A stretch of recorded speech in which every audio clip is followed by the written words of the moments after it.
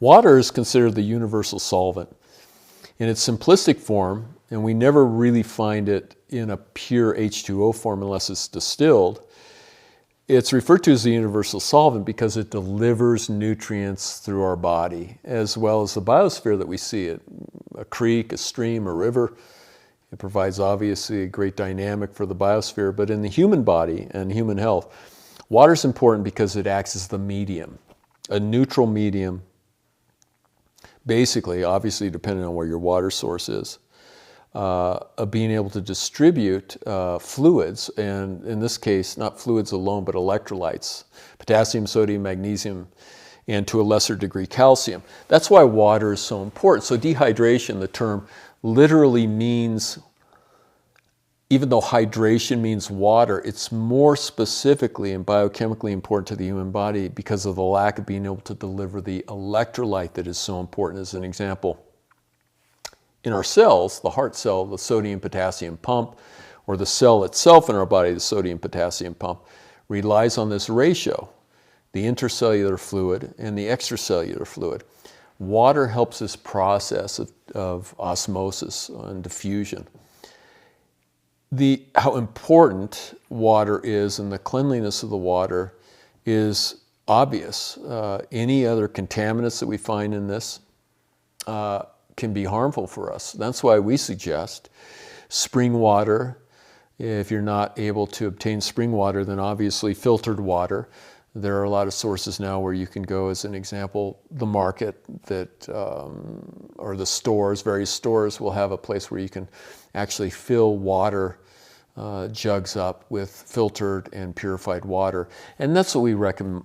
That's what we recommend more than anything, is due to the fact we just want to eliminate, be conscious of any extra particles that are in water itself. And if we look at city water that's treated with chlorine as an example, that in that case, as an example, that's created such imbalance. The chlorine at that level is not beneficial. There are times I know that I've taken showers in cities and I can actually smell the chlorine. It's so dramatic.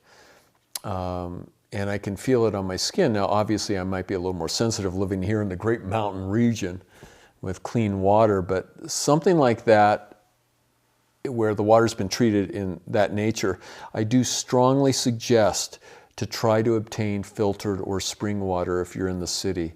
Might be a little extra money, but believe me, it's really well worth it in the long run. The treatment of water, such as through light, you've heard of the various different light spectrums to kill bacteria and so on and so forth, or reverse osmosis. This can create a condition where the water itself is unbalanced, and I want to emphasize that. You want to make sure that you're receiving water that has nutrients in it as well. That's why distilled water is not the most favorable, because it's just pure H2O, derived from steam. Some of those minerals that we find in the water are actually very advantageous for our health. We can actually find small amounts of fluoride in water, and many of us know the benefits with fluoride. Too much fluoride can create problems, obviously. So that's just a general synopsis of what, when we take a look at water, how we want to understand finding a balance routine, so to speak. In other words, if it's been treated too much with certain conditions or chemicals, that's disadvantageous, where if it's not treated enough, that can be a problem, particularly in a contaminated area. I'm sure many of you have heard about this situation in Flint, Michigan. So water is an important subject to be focused on when it comes to consumption of. Obviously much more than if you're swimming in it, even though that's something to be aware of as well. But when you're cooking, it also will change the taste. So palatability also alters with the more the water's been treated. So once again, we do want to exercise a point here to, if you can, try to obtain spring or filtered water, mineral water that you can obtain at the store. Generally, charcoal filter can be a relatively efficient way of removing contaminants and things like that out of water without removing too much, because remember, you don't want to alter the water too much. If you do so, then consequently what will happen is you're creating an imbalance in itself with the substance you're consuming. For a while, a lot of my patients asked me about, it was called alkaline water. And that was more or less, it was fascinating to me. I found it amusing because water, it wants to achieve a pH ratio of neutrality.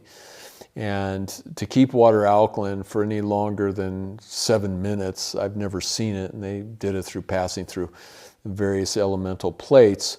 It'll alter the charge, but the positive charge of hydrogen, the negative charge of oxygen. But once again, the water's characteristic and its intention is to remain back to stability. So I just exercise a little, be aware when someone asks you about using alkaline water, about its pure nature, because it's difficult to obtain alkaline water for any longer or greater degree from what at least I've observed than 8 minutes, actually.